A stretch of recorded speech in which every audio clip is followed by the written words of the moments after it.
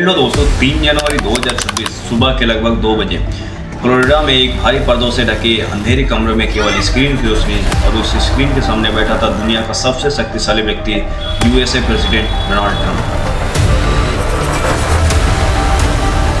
Trump screen देखते हुए कोई पॉपकॉर्न नहीं खा रहे थे और ना ही कोई मूवी।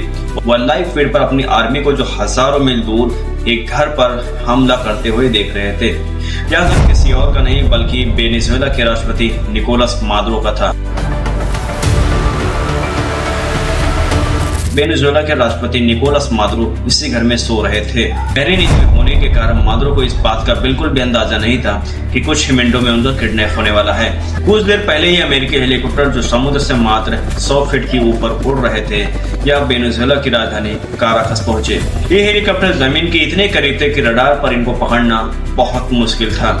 ठीक इससे पहले एक साइबर अटैक में काराकस की पूरी बिजली काट दी गई, शहर पूरा का पूरा अंधेरे में डूब गया और फिर होती है डेल्टा फोर्स कमांडो की एंट्री, जो रस्सियों का इस्तेमाल करते हुए हेलीकॉप्टर से सीधे मादुरो के घर के छत पर उतरते हैं। बिना ज्यादा आवाज के अमेरिकी डेल्टा फोर्स खिड़की से बेडरूम में दाखिल हुए, वही बेडरूम जहां मादुरो अपने बिस्तर पर सो रहे थे। इसी पल मादुरो की नींद खुल जाती है और वो अपने स्टील से बने रेनफोर्स कमरे की ओर भागते हैं। के पीछे यूएसए कमांडो फोर्स भी दौड़ते हैं।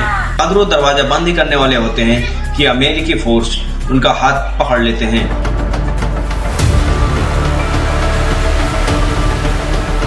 सिर्फ 5 मिनट के भीतर ही वेनेजुएला के राष्ट्रपति को अमेरिकी सेना ने अपने कब्जे में ले लिया था। डोनाल्ड ट्रंप को ऐसा लग रहा था जैसे वह टीवी देख रहे हो। डोनाल्ड ट्रंप बाद में फॉक्स न्यूज को बताते हैं कि यह बिल्कुल टेलीविजन देखने जैसा था।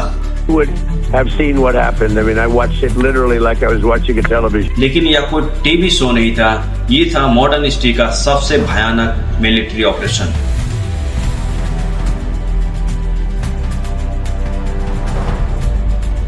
जहां अमेरिका ने एक सॉवरेन कंट्री के इलेक्टेड प्रेसिडेंट को उनके अपने ही घर से किडनैप कर लिया था।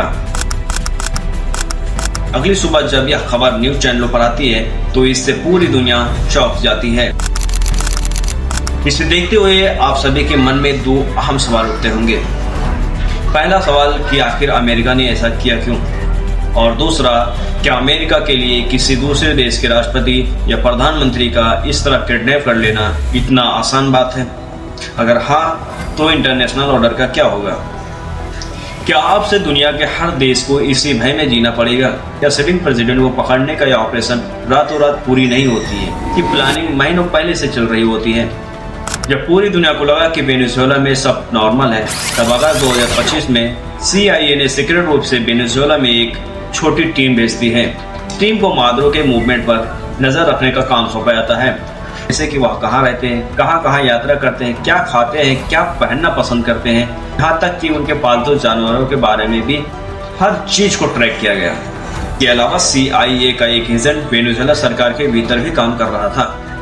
ये एजेंट अंदरूनी तौर पर मादुरो के एग्जैक्ट लोकेशन और मूवमेंट की जानकारी सीधे यूएसए को देता था।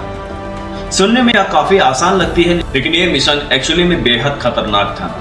CIA के इस टीम के पास कोई डिप्लोमेटिक कवर नहीं था। अगर वे पकड़े जाते तो अमेरिका ऑफिशियली तौर पर कुछ भी नहीं कर सकता था। नवंबर 2025 ट्रंप और मादुरो के बीच फोन पर बातचीत होती है। इस कॉल पर ट्रंप मादुरो से कहते हैं कि तुम अपनी सत्ता और अपना देश छोड़ दो।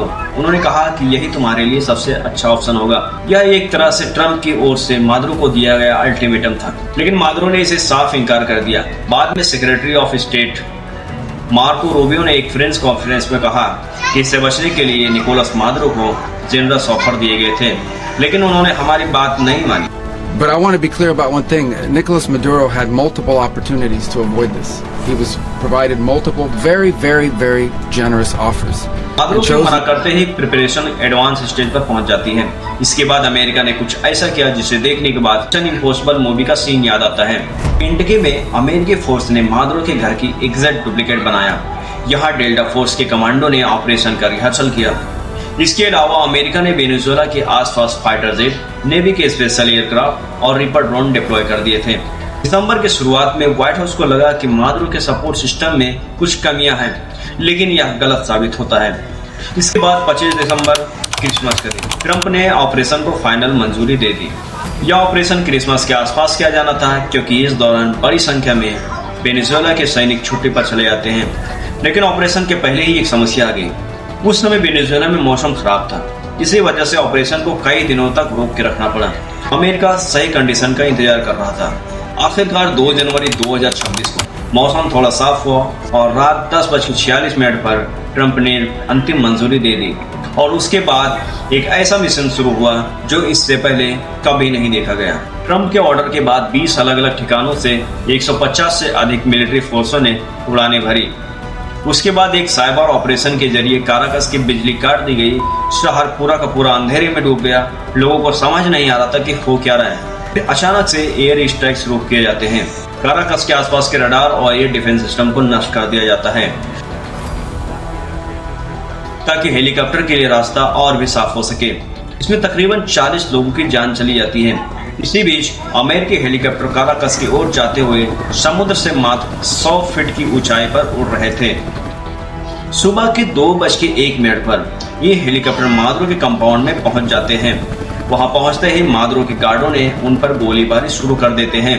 इसी बीच डेल्टा फोर्स के कमांडो धमाके के साथ बिल्डिंग में दाखिल होते हैं और 3 मिनट के भीतर ही वह मादुरो के कमरे तक पहुंच जाते हैं। इस पूरे समय में मादुरो अपनी पत्नी सेलिया फ्लोरेस के साथ सो रहे थे।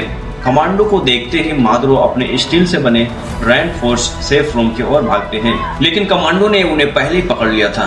बिल्डिंग में प्रवेश करने के 5 मिनट के भीतर ही मादुरो को डेल्टा फोर्स कमांडो ने पकड़ लिया।